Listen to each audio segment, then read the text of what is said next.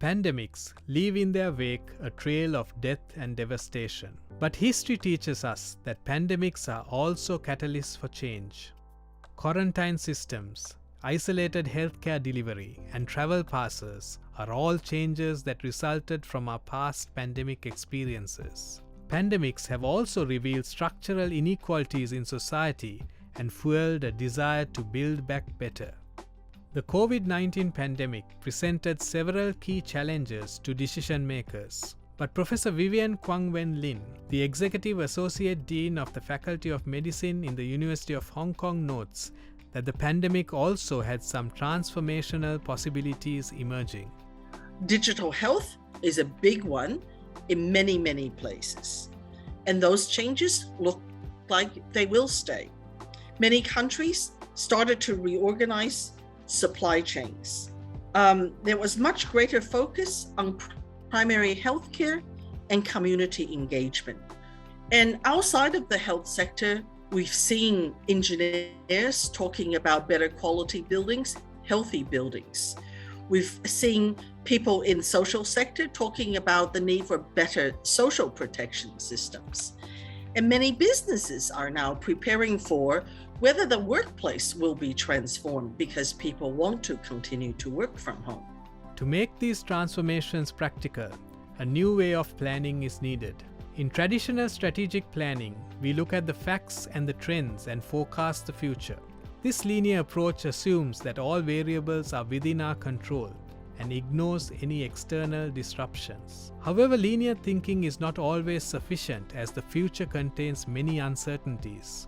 Therefore, many organizations are increasingly adopting a multidisciplinary futures analysis in their planning. When we think about futures work, foresight, we are thinking about scenarios. We recognize the present reflects the past, but what we want to do is to envision the future. We want to think about alternative scenarios. We want to understand the drivers of change that gives us these uncertainties. And then we want to do our backcasting to think about how do we get to different futures. Early on during the COVID-19 pandemic in April 2020, the World Health Organization took a futures approach to their planning. The WHO wanted to understand how the implementation of community mitigation measures like social distancing and face masks would help manage the virus outbreak until the vaccines became available. A 6-step process was adopted, beginning with a trend analysis, where the facts on the ground, such as the epidemiology and the economics, were looked at. The next stage in the planning process was the futures wheel. Doing a futures wheel is kind of like doing mind mapping. So you start with, the trend and what's going to happen, and then you think about why would that happen? What were the drivers? What might be the consequences? And so you start to link issues of health with education, with economy, with social institutions.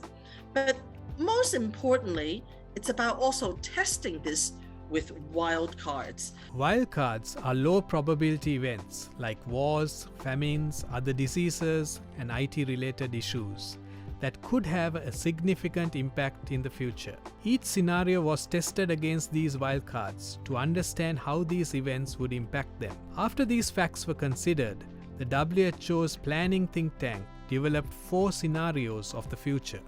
The first was a dystopian future, a future post-COVID where society would collapse. In this scenario, there would be 500 million global deaths from COVID, social unrest, health system collapse, and an informal health economy would have emerged. This scenario also included bankrupt economies with high rates of poverty and political turmoil. Then there was the new normal, where COVID is just partially tamed, but the state had to constantly impose more order.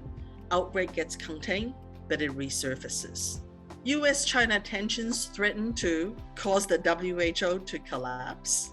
Widespread unemployment, bidding war for the vaccines, states turn inward looking, immunity passports come in, and WHO is struggling.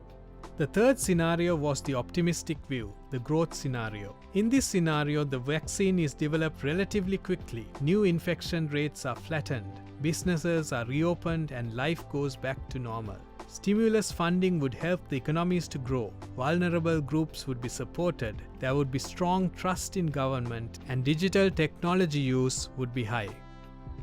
And finally, the fourth scenario we had is really kind of two different worlds coexisting, where the pandemic comes and goes, there's some recovery and some funding, but the population, society, it's fragmented.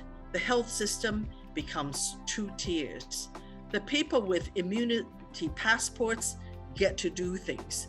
Other people are excluded from social activities. There's good private sector innovation that has happened, but others are left behind. After these four scenarios were developed, the think tank was able to identify certain shifts that were common across all scenarios. These included behavioral change, a growing consciousness of health issues, the emergence of a digital revolution, higher expectation of governments, and greater inequalities and disparities. The final stage in the planning process was backcasting. Backcasting involves selecting the preferred future scenario and identifying the necessary steps to build towards that future. This process also helped to detect the futures that the WHO would like to prevent and identify the required corrective steps that could be taken. At the conclusion of this process, the WHO planning think tank was able to make several key recommendations that helped guide the organization in their decision-making at a critical time.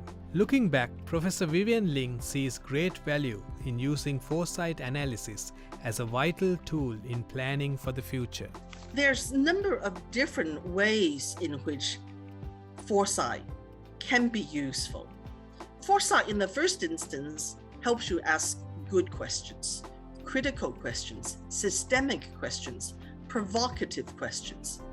And in doing so, it challenges the assumptions and the things that we take for granted and push us towards more innovative thinking and better preparedness. It boosts the creativity in the way that we do our analysis and in the way we look for solutions. And instead of thinking for the one-size-fits-all, we accept diversity of context and therefore need for a range of different tools and interventions to solve our problem. And in that way, we can manage uncertainty better, we can test different ways of working, and we can think about adaptation and resilience.